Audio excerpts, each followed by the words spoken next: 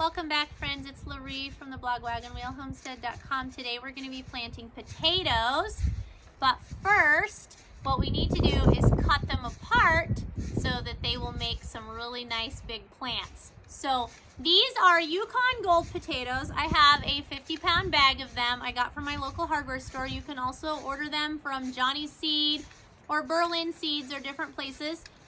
And what I've done is I just left them on my warm basement floor for about a month and they started to sprout. So there's these little tiny sprouts coming out, and these are coming out of the eyes. Some of the eyes have sprouts, some of them don't have yet. But what you want to do before you plant potatoes is you want to cut them into pieces, and you want it so that there's at least one eye on each chunk of potato. So I'm going to cut this one, and I'm just going to start putting them in a 5-gallon bucket. This one has a couple more eyes that aren't sprouted, so I'm going to leave those on another chunk. This makes it so that your potatoes will be bigger. If you just plant the whole potato, you'll have a lot of smaller potatoes. It's really good for new potatoes, but it's not as good for potatoes where you want nice big storage potatoes, which is what I want for my pantry for the winter. Yukon Gold potatoes do not keep as well, so what we do is we plant them early and we start harvesting them to eat as new potatoes in July. We start frying them and making potato salad and all the things, and then we also plant some red potatoes. I'll be showing you that a little bit later today. And the red potatoes will store a lot better into the winter. So those will go into the pantry. And then something else that we do is we can the small potatoes. Makes a really fast and easy way to make fried potatoes and things like that in the winter. So potatoes is an absolute staple crop, something you definitely should grow. And they're so much healthier than the ones in the store because, of course, the potatoes from your pantry will not be sprayed. So that's always a good thing. The only major pest that I deal with and that most people deal with when it comes to potatoes is the potato beetle. I find they are most active for about 6 to 8 weeks in the summer, and we just plan to spend about an hour every day picking off the potato bugs. And we seem to keep up with it pretty good. You can also get diatomaceous earth and put on. There's lots of different things you can try. But then when it rains, it washes it off, and I find that it's just faster and easier to just pick off the potato bugs once every day. It's just kind of our routine during the summer. So anyway, I'm gonna get all these cut up. Then we're gonna take you down to our field garden, and I'm going to show you how we plant these. This is a really easy and fun thing that your kids can help you plant.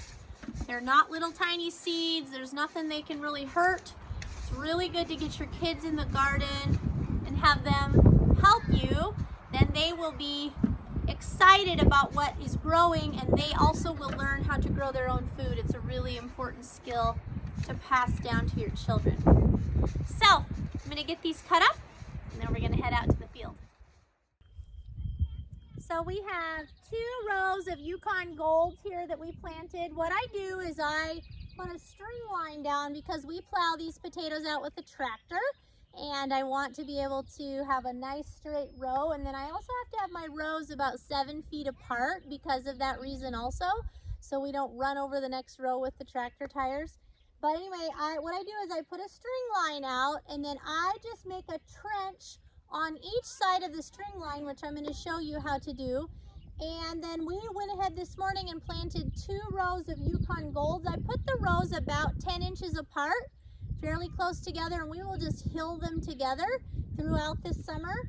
And they'll kind of turn into one double row, if you will, of potatoes. So we ended up with 2.5 rows or 2 2/3 rows of Yukon Golds, and now we're going to plant the reds, and I'll show you how I do that.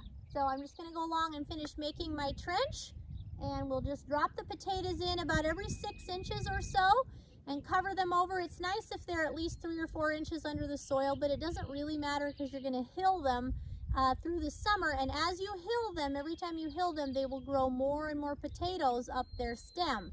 They're really a cool plant to grow. So I'm gonna make my trench.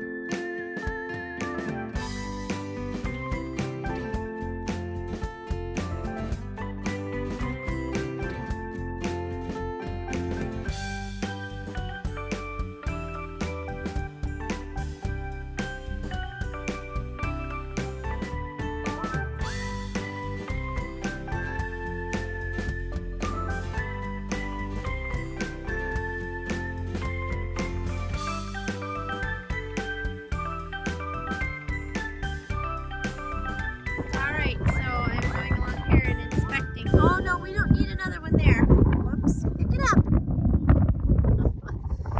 Oh, it is so windy today, I tell you. Okay, here's one. We need one right down here. Can you help me out? Yes.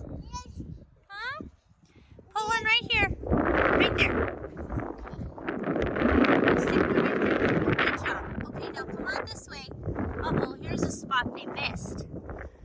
We're the supervisor people, aren't we? Okay, right down here, Garrett, by my foot. Oh, this one right here. Right here. No, don't. You're all done. Okay, go get me a few more. Anyway, so you just plant them every so often. Whoops, there's a few that need to be re-spaced. It takes a little longer when the kids help you in the garden, but it's very valuable lessons they are learning.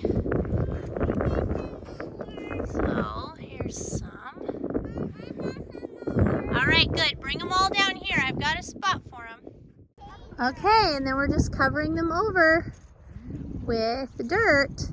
And we actually had enough potatoes. We're gonna have to plant a second row here. So the milk cows are watching us work while they take a nap. It's a great thing to do with your kids. We're spacing them, as you can see, about every 6 inches. Looks like you need another one here. Let's see. It's real easy to go back and make sure they're spaced accordingly. And looks like I'm gonna need to make a couple more rows here.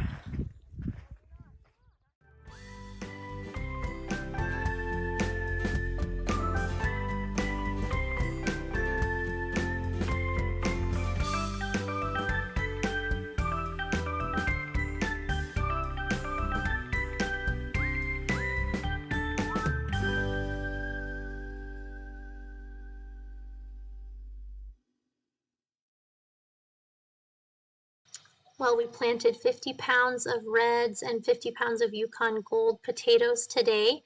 We ended up with 1,200 row feet of potatoes, which was 3 double rows that are 200 feet long.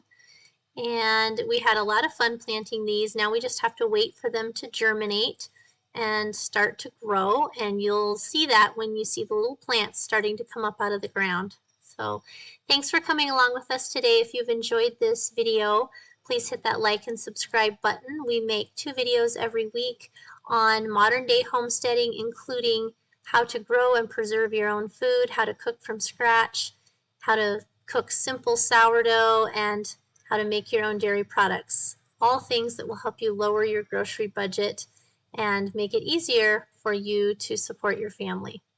So we look forward to seeing you in the next video.